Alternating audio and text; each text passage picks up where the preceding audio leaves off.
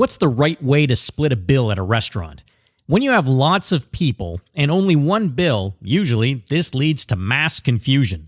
Many people don't worry about splitting bills down to the penny or keeping a running ledger when you alternate picking up the check with your regular dining partners, but there are some pitfalls to be aware of, as some people are completely out to lunch, no pun intended, when it comes to normal expectations. Here are two common issues that can lead to awkward moments when eating in groups.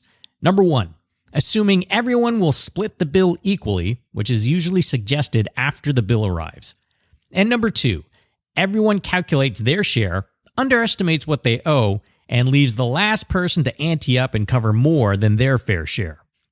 Let's take a look at each in turn. Suppose we have 4 friends dining out. Person 1 orders an appetizer, a main, and 2 beers for a total of $35. Person 2 only orders a salad and water for a total of $12. And persons 3 and 4 are a couple who each order an appetizer, a main, and split a bottle of wine for a total of $90. Before tax and tip, the table total is $137, and splitting that 4 ways would be $34.25.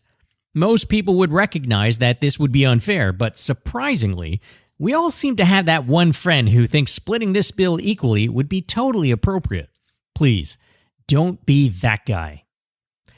Now, let's take a look at what happens when we have a large group where one person decides to put the bill on their credit card and collect payment from everyone else for what they owe.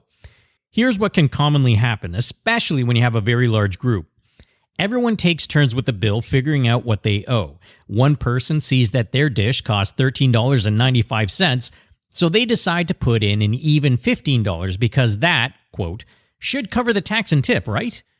Well, if tax was 13% and a 15% tip was appropriate, they would actually owe $17.86, so they would have underpaid by $2.86.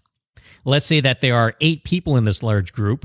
Therefore, 7 people might underestimate how much they owe by an average of maybe $2.50. That leaves the person paying the bill short by $17.50, enough to pay for an extra dish at this particular restaurant, so it's not insignificant. Here are 2 solutions. Number 1, use an app designed for bill splitting. There are plenty of them out there. Some will even scan your receipt and you can drag and drop menu items to the appropriate person, split dishes across multiple diners, and so on.